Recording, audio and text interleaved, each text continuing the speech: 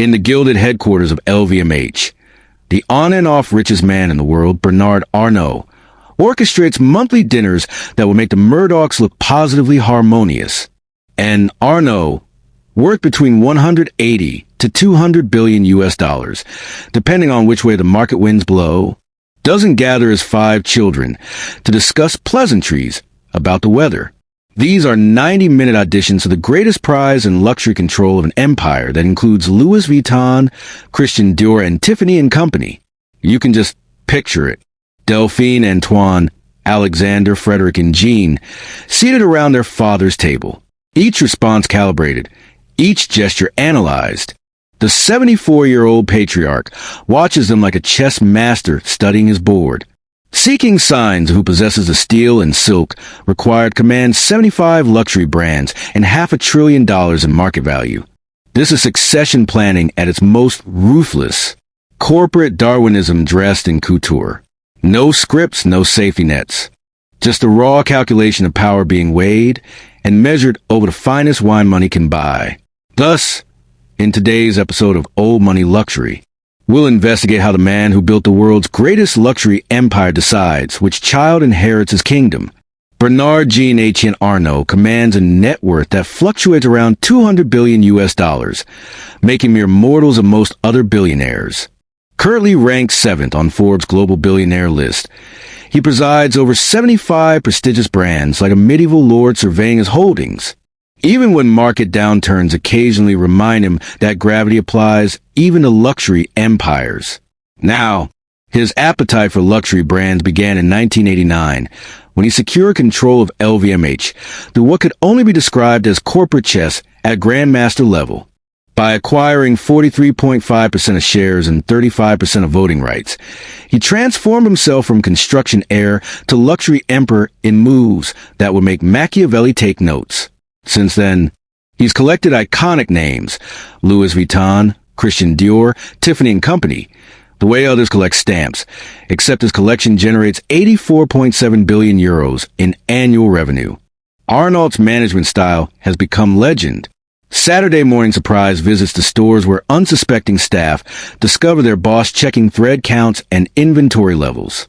The Tiffany acquisition alone cost $15.8 billion, the largest luxury brand purchase in history, proving that even in recessions, somebody's buying diamonds. Former employees recall his unannounced appearances at the Champs-Élysées Louis Vuitton, creating legendary stress. He can visit 25 stores in a single morning, including competitors. The 76-year-old, with the energy of someone half his age, keeps his empire standards higher than a Park Avenue penthouse through sheer force of presence. His succession planning reveals characteristic cunning. Each of his 5 children receives exactly 20% of the holding company, Agache, with a rotating 2-year chairmanship starting with the eldest daughter, Delphine. The catch? They can't sell their shares for 30 years without unanimous consent.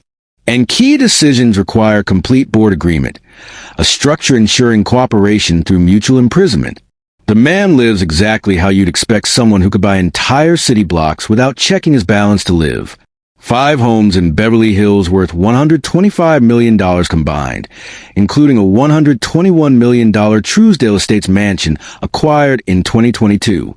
His $22 million East Hampton property, purchased at $4,400 per square foot, sets records as the Hamptons' largest commercial transaction that year.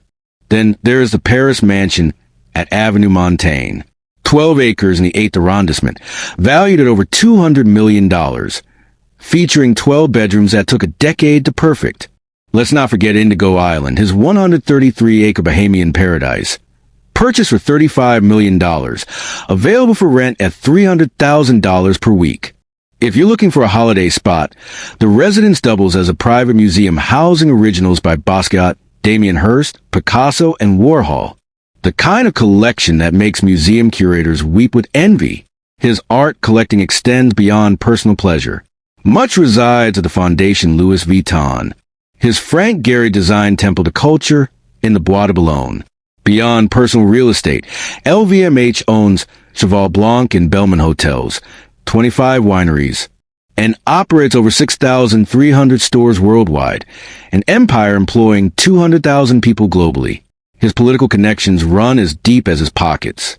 French presidents take his calls, and his influence extends throughout the Élysée Palace. When Notre Dame burned in April 2019, Arnault pledged 200 million euros for restoration without hesitation. That donation triggered a philanthropic arms race among French tycoons. The Pinaults pledged 100 million euros. The Bettencourt Meyers matched Arnault's 200 million euros, ultimately raising between 600 to 700 million euros for cathedral. And Arnault controls nearly 64% of LVMH voting rights through a family-holding structure that would make succession lawyers genuflect. Thus, the man who started in his father's construction company now navigates social and political waters with the ease of someone who owns a yacht and the ocean beneath it. But what transforms a person into this kind of financial force? In order to understand the emperor, we must first examine the empire's foundations in the industrial heart of northern France. In the early 1900s, northern France was a landscape of smokestacks and sweat, where industrial gray painted the sky and machinery provided the soundtrack to daily life. The rhythm of looms and the clatter of production lines created a symphony of prosperity for those who understood its language. The Arnault family planted their flag in this world of factories and furnaces, diving into manufacturing with the determination of people who understood that fortune favors the industrious. Roubaix stood as a beacon of France's industrial prowess, its textile mills and factories turning out wealth for those bold enough to seize it. The city's cobblestone streets echoed with the footsteps of workers heading to shifts that started before dawn and ended after dusk. Bernard Arnault's father, Jean Arnault, chose a different path. He would play with bricks and mortar, establishing a construction company that would build the foundation for his son's eventual empire. Jean understood that while textiles made Roubaix rich, buildings would outlast fashion trends. On the 5th of March, 1949, Bernard made his entrance into this world of commerce and calculation. Born with something valuable, a father who understood business, Jean raised a son and groomed a successor, teaching young Bernard the intricacies of deals and negotiations before the boy could properly spell profit margin. Dinner conversations revolved around contracts and margins. Bedtime stories featured business heroes who built empires from rubble. The future luxury titan's education began in earnest at the École Polytechnique in Paris from 1969 to 1971, France's breeding ground for the nation's technical elite. This institution had produced generals, presidents, and captains of industry. Bernard would join their ranks with his own particular brand of ambition. He absorbed engineering, science, and technology with the hunger of someone who knew knowledge was power waiting to be monetized. Upon graduation in 1971, he joined his father's construction company, Ferret Savenel, taking charge of 100 employees who had no idea they were working for a future billionaire. The young executive arrived each morning with ideas that stretched beyond blueprints and building permits. Bernard had vision beyond concrete and steel beams. In 1974, displaying the persuasion skills that would later topple luxury dynasties, he convinced his father to abandon construction mud for real estate's more lucrative terrain. They birthed Farnell, focusing on holiday accommodations, a pivot that transformed their business from building structures to building wealth. The company's industrial construction arm was sold off with surgical precision, as Arnault expanded their property portfolio with the appetite of a man who saw opportunity where others only saw buildings. Holiday homes sprouted under his direction like expensive mushrooms after rain. When the French Socialist Party seized power in 1981, Arnault read the political winds like a master sailor and whisked his family away to America. For 3 years, he continued growing Farnell's property empire from across the Atlantic, proving that ambition recognizes no borders. Then came 1984, the year that would transform Bernard Arnault from real estate developer to luxury legend. With backing from Antoine Bernheim of Lazard, he assembled $80 million for an audacious play that would have made hostile takeover artists blush. His target was Boussac Saint Frères, a bankrupt French textile giant that happened to own a small fashion house called Christian Dior. This was a business acquisition and a declaration of war on the old guard of French luxury. The construction heir from Roubaix was about to teach Paris what ambition looked like when dressed in a perfectly tailored suit. In 1984, Bernard found himself at the helm of Christian Dior's parent company, marking the opening act of what would become luxury's greatest corporate drama. His first moves displayed the ruthlessness that would become his signature, streamlining operations with the precision of a surgeon removing tumors. Non-essential assets were identified and discarded like last season's fashions, trimming the bloated conglomerate down to its most profitable elements. The financial turnaround happened at breakneck speed, transforming red ink to black through sheer force of will and strategic focus. Arnault recognized Christian Dior's dormant potential and set about awakening the sleeping beauty with investment in materials, design, and craftsmanship. He understood that luxury meant perfection in every stitch, every button, every store display. Mediocrity was the only unforgivable sin. New boutiques opened in Tokyo, New York, and Milan, each one a temple to French elegance, strategically placed where money and taste intersected. These stores became immersive experiences, theatrical stages where customers paid premium prices for the privilege of participation. But the Dior resurrection proved merely an appetizer for Arnault's true ambitions. 1987 brought the move that would reshape the luxury landscape forever, orchestrating the merger between Louis Vuitton and Moët Hennessy, two French icons. One specializing in leather goods and travel, the other in champagne and cognac, united under the LVMH banner. Initial skeptics called it an unholy alliance, mixing handbags with bubbly, fashion with spirits.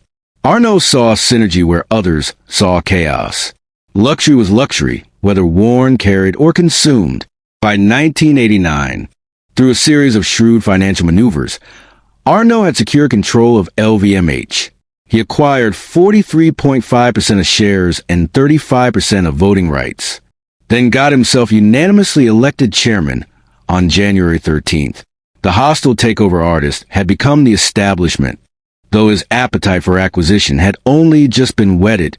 His strategy was deceptively simple. Identify undervalued luxury brands, acquire them, then invest heavily in quality and marketing while maintaining each house's distinct identity. The conglomerate model that others had tried and failed was suddenly worked because Arnault understood something fundamental. Luxury consumers wanted heritage and craftsmanship, not corporate homogenization. Under his leadership, LVMH value would surge by over 1,000% and profits by 500% through the 1990s. The company expanded into watches, jewelry, fashion, wine, and spirits, creating a portfolio that read like a who's who of luxury. By the decade's end, LVMH had unveiled its New York Tower in December 1999, a 23-story glass monument to French luxury on American soil. The tower announcement coincided with Millennium Fever, positioning LVMH as a luxury conglomerate for the 21st century. Arnault had transformed from construction heir to king of luxury in just 15 years, proving that in business, as in fashion, timing is everything. The boy from Roubaix now controlled an empire of desire, selling dreams wrapped in monogram canvas and sealed with champagne. Bernard Arnault met Helene Mercier at a dinner party in the fall of 1989, a Canadian pianist whose talent had earned acclaim from Quebec to Prague.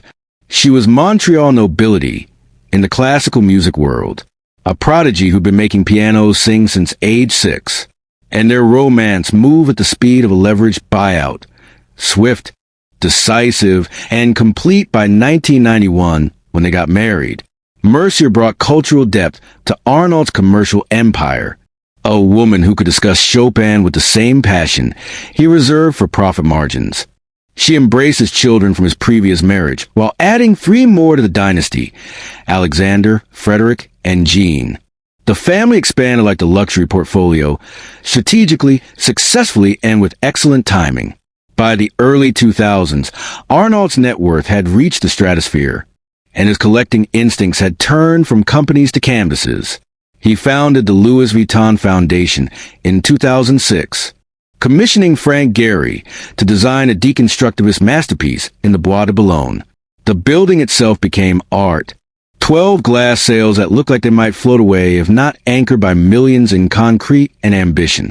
His personal collection grew to include Picasso's, Warhol's, Yves Klein's, and Henry Moore's, each piece worth more than most people's entire savings.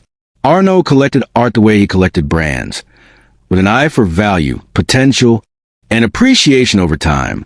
Meanwhile, LVMH continued its relentless expansion through the 2000s, each acquisition adding another jewel to the crown. In 2001, LVMH secured majority control of Fendi, having initially partnered with Prada before buying them out in a move that surprised exactly no one. The Italian fashion house joined the fold, its fur and leather expertise complementing the existing portfolio perfectly. 2004 saw Arnault's attention turn to wrists, specifically the expensive watches that should adorn them. Tag Heuer fell for $52 million, a Swiss precision instrument now ticking to a French beat. The acquisition filled a gap in LVMH's portfolio and proved that Arnault could make time literally mean money. Bulgari followed in 2011, the Italian jewelry titan, adding Roman glamour to Gallic sophistication. Each acquisition followed the same playbook. Identify an underperforming luxury icon, acquire it at the right price, and then invest in excellence. In 2013, Arnault orchestrated collaboration between Louis Vuitton and Jeff Koons, merging high art with high fashion. Handbags featured masterpieces, turning customers into walking museums willing to pay five figures for privilege. By 2017, LVMH was generating $42 billion in revenue, numbers that made other luxury groups look like corner boutiques. Yet, as the cash registers sang their billion-dollar song, time kept its own accounting. Arnault, then pushing 70, faced a question every empire builder must confront: who inherits the throne? Delphine Arnault emerged first. Born in 1975, the eldest child and only daughter, setting the standard for sibling rivalry at its most refined. Her childhood split between Paris and Manhattan created a woman who could negotiate both in boardrooms and boutiques with equal fluency. EdHec Business School and the London School of Economics provided the credentials, but McKinsey Consulting taught her how to weaponize them. She entered the family empire through John Galliano's atelier in 2000, learning fashion from its most flamboyant practitioner before ascending through Dior's ranks. By 2023, she claimed the CEO throne at Christian Dior Couture, the house that started it all, with France pinning its highest civilian honor on her chest in early 2025. As the eldest and the one running the founding jewel, Delphine holds a sentimental and perhaps experiential advantage. But sentiment rarely trumps spreadsheets in succession battles. Antoine, born in 1977, took a different path through Canadian business schools before proving his mettle at Berluti. He transformed that sleepy leather goods house from a $45 million afterthought into a $130 million powerhouse in just 3 years. His reward came in December 2022, control of Christian Dior, the holding company that owns the family's LVMH stake. This makes Antoine the keeper of the keys in the kingdom, a position that matters when succession games turn serious. Alexandre, the millennial of the bunch, brought Silicon Valley sensibilities to centuries-old craftsmanship after modernizing Rimowa's aluminum suitcases without destroying their soul. He moved to Tiffany in 2021 to work similar magic on American luxury. His mandate: make diamonds digital without losing their sparkle. Transform breakfast from a movie into a marketing strategy. His tech-forward approach positions him as the ideological futures candidate. Though in luxury, reverence for the past often outweighs apps and algorithms, leaving his older brother Frédéric to prove that theory wrong. Frédéric, the wunderkind who understood that luxury watches needed apps as much as escapements. By January 2024, he'd been promoted to oversee all LVMH watches, Hublot, Tag Heuer, and Zenith bowing to his algorithmic approach. March 2025 brought his biggest prize yet, the CEO role at Loro Piana, proving that understanding cashmere requires just as much precision as complications. His rapid rise suggests a dark horse gaining ground. though being fourth in line means overtaking three siblings who've been playing the game longer, including his youngest brother, Jean, who chose depth over breadth. Jean, the baby at 27, arrived with dual master's degrees and a plan to turn Louis Vuitton into watchmaking royalty. Fewer pieces, astronomical prices, positioning LV timepieces alongside Patek Philippe in both quality and cost. The mathematician-engineer understood that scarcity plus desire equals pricing power that would make Swiss bankers blush. Thus, Bernard has structured the succession like a corporate version of King Lear, 20% each through a holding company, rotating leadership, unanimous approval required. The children can't sell their shares for 30 years without family consensus, ensuring cooperation through mutual captivity. And at 76, having pushed retirement all the way to 80, Arnault continues his monthly evaluations disguised as family dinners. He's publicly stated that the best person, inside the family or outside, should succeed him, keeping even his children guessing. And so there we have it. 5 paths to power. 5 different visions of luxury's future, but only one throne that time will fill. With that said, I'd love to see in the comments now, which of the children do you believe should lead LVMH and why? We look forward to hearing from you. And as always, thank you for joining us for another episode of Old Money Luxury. Let me know what you think of this. Human documentary format below. We look forward to hearing from you. And thanks again. Bye-bye now.